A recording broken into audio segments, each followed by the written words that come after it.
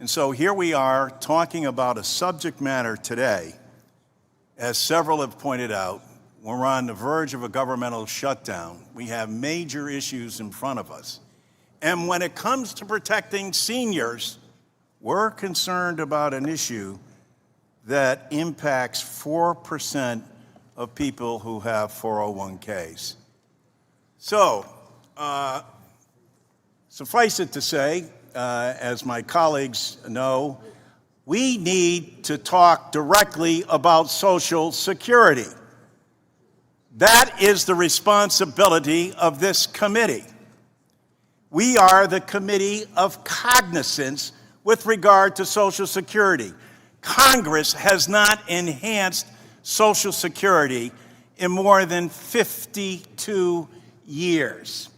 My colleague, who's always very good with numbers, let me remind him, 70 million Americans will be needing Social Security.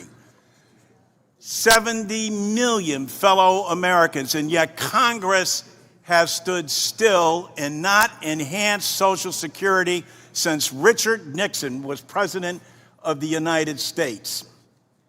Not only do we sit here and say we're trying to help out seniors today, what a joke.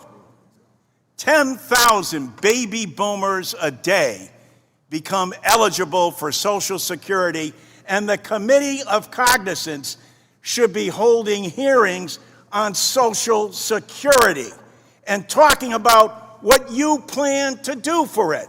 We have our plan. We want to extend the solvency. We want to extend benefits.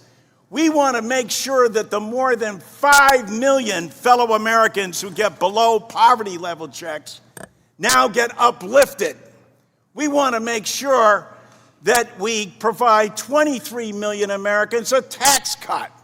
We want to make sure that every single one of your districts who receive Social Security monies get enhanced so that we can help people on fixed incomes in this time of inflation to be able to utilize their money locally where it will have the greatest impact. These are your brothers and sisters. These are family members. It is an embarrassment and a disgrace that in the United States Congress, we cannot address the nation's #1 anti-poverty program for the elderly, the #1 anti-poverty program for children, and we're in a committee today talking about an impact of 4% on people with 401ks. I hope the American public is listening. There are solutions that are out there. Let me ask the audience, how many of you out there make more than $400,000 a year? Raise your hand. Funny thing about that, President Biden has said very simply, we can fix this issue by simply lifting the cap on people making over $400,000 a year. Wow. What a stress that would put on everybody across this country. And yet what it would do is put America back on track in terms of what we need to be doing on behalf of our fellow citizens.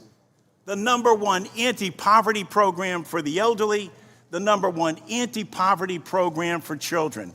And my colleagues on the other side sit in silence.